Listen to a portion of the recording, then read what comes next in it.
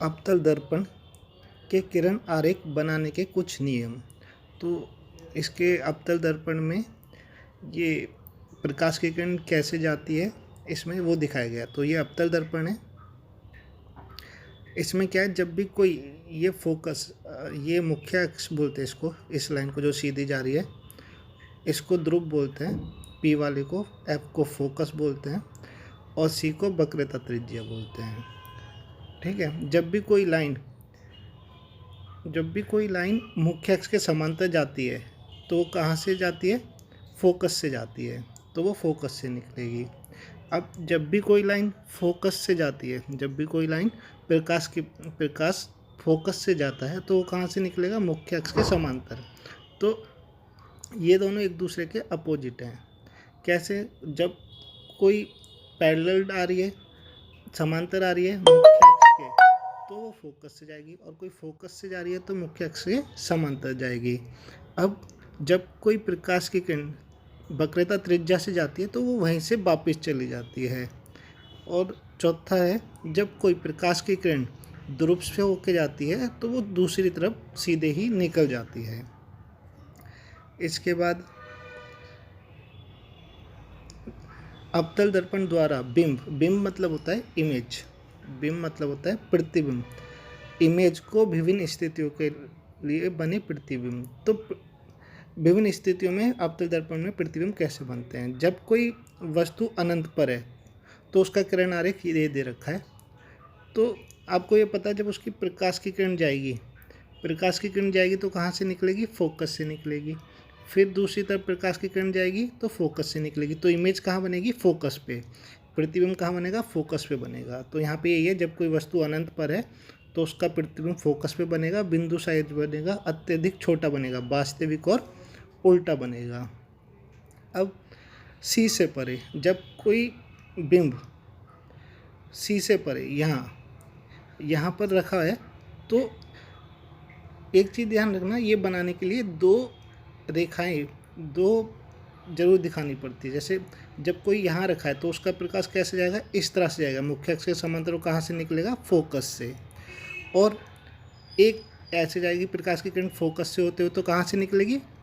ये मुख्य अक्ष के समांतर जाएगी। तो जहाँ ये काटेगी वहाँ पर ऑब्जेक्ट बनेगा। कैसा बनेगा? ऑब्जेक्ट कैसा बनेगा? उल्टा बनेगा। तो यही है, सी से परे जब किसी को रख रखा है, ये सी से परे रखा है, प्रतिबिंब जो बनेगा एफ और सी के बीच में बनेगा, छोटा बनेगा, वास्तविक और उल्टा बनेगा। अब जब कोई सी पे रखा है, जब कोई ऑब्जेक्ट सी पे रखा है तो एक प्रकाश की किरण ऐसे जाएगी, जब पैरेलल होती है मुख्य अक्ष के तो कहाँ से जाती है? फोकस से जाती है। और एक प्रकाश की किरण ऐसे जाएगी, और वो कैसे जाएगी? मुख्य अक्ष के समांतर। जहाँ भी ये काटेगी वहाँ पर कैसा ऑब्जेक्ट बन रहा है? वहाँ पे बन रहा है उल्टा। तो इस केस में जब कोई सी पर है, जब कोई बिंब सी पर है तो उसका प्रतिबिंब कहाँ बनेगा? सी पे ही बनेगा। कैसा बनेगा? समान साइज का। यहाँ पे बिंब और प्रतिबिंब दोनों का साइज क्या है? समान है। और वास्तविक और उल्टा, यहाँ पे दिख रहा है ये उल्टा बन रहा है नीचे। इसके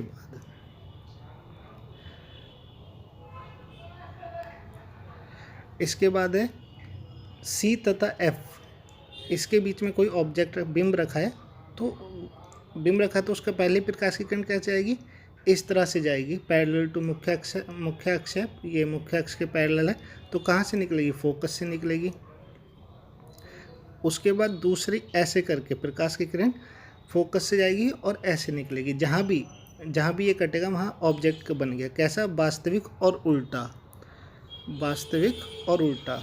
चौथा देखते हैं इसमें। अब सी तथा एफ के बीच में हमारा बिंब रखा है, सी से परे, सी से आगे उसका प्रतिबिंब बनेगा, बड़ा बनेगा, वास्तविक और उल्टा बनेगा। अब नेक्स्ट है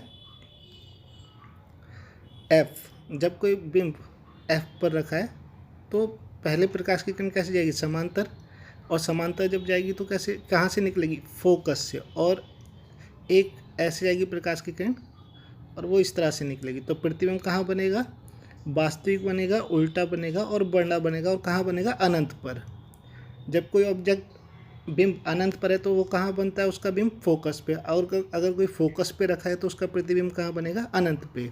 ये पहले वाले में हमने क्या देखा था, जब कोई अनंत पर है तो उसका बिंब कहाँ बन रहा है, फोकस पर, और जब कोई फोकस पर है बिंब तो उसका प्रतिबिंब कहाँ बन रहा है, अनंत पे बन रहा है।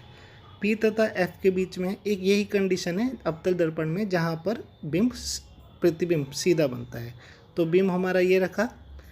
अब हमें पता है बिंब तो पहली प्रकाश की किरण इसमें ऐसे जाएगी और दूसरी इस तरह से टकरा के ऐसे जाएगी। तो यहाँ पे हमें एक इमेजिनरी लाइन दिखानी पड़ेगी डॉटेड करके, जहाँ पे ये कटेंगे वहाँ पे वस्तु का प्रतिबिंब बनेगा। कैसा बनेगा, सीधा बनेगा, सीधा और आभासी। इमेजिनरी वाली लाइन को हम आभासी बोलेंगे। तो जब कोई प्रतिबिंब पी तथा एफ के बीच में रखा है तो इमेज दर्पण के पीछे बनेगी, बड़े बनेगी और आभासी और सीधी बनेगी। अब अवतल दर्पण का उपयोग। फर्स्ट, अवतल दर्पण का उपयोग जो है सामान्यतः टॉर्च, सर्च लाइट, वाहनों में हेडलाइट, प्रकाश के शक्तिशाली समांतर किरण पुंज प्राप्त करने के लिए किया जाता है। दांत विशेषज्ञ मतलब डेंटिस्ट, दांतों के डॉक्टर अवतल दर्पण का उपयोग मरीजों के दांत बड़े देखने के लिए उपयोग करते हैं।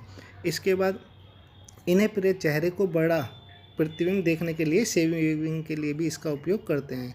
सौर भट्टी सूर्य के प्रकाश को फोकस केंद्रित करने के लिए भी अवतल दर्पण का उपयोग किया जाता है। नेक्स्ट है अब उत्तल दर्पण। उत्तल दर्पण में कैसे होता है, उत्तल दर्पण में हमें इमेजिनरी लाइन से दिखाना पड़ेगा।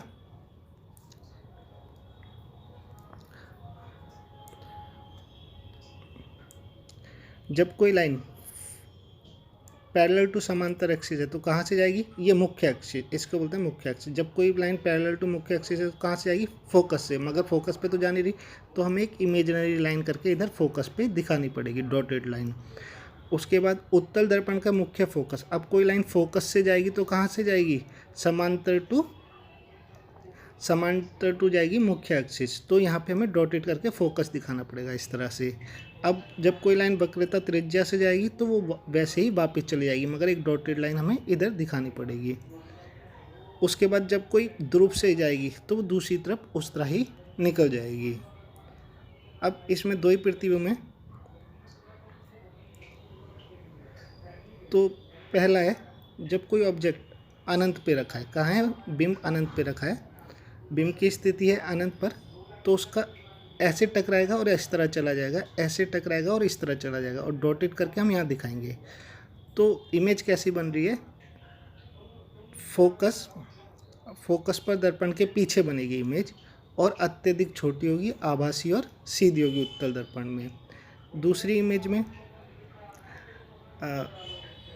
अत्यंत और ये ध्रुव, यहाँ पे कोई बिंब है जो बिंब दर्पण के सामने रखा है, तो समांतर टू पैरेलल एक्सिस जाएगी लाइन, प्रकाश की लाइन, तो ये इस तरह से लौट जाएगी। मगर हमें कहाँ दिखाना है, इसको फोकस पे दिखाना है।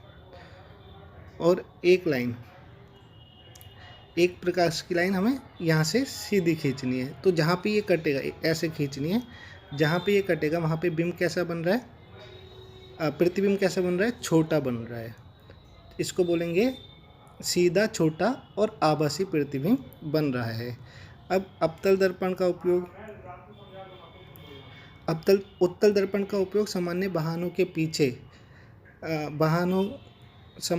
के पीछे का दृश्य देखने के लिए किया जाता है। उत्तल दर्पण का उपयोग को प्राथमिकता इसलिए दी जाती है क्योंकि ये प्रतिबिंब का छोटा और सीधा प्रतिबिंब बनाता है और जो ज़्यादा से ज़्यादा एरिया को घेरता है। दुकानों में इसका इस्तेमाल सिक्योरिटी के रूप में भी किया जाता है देखने के लिए।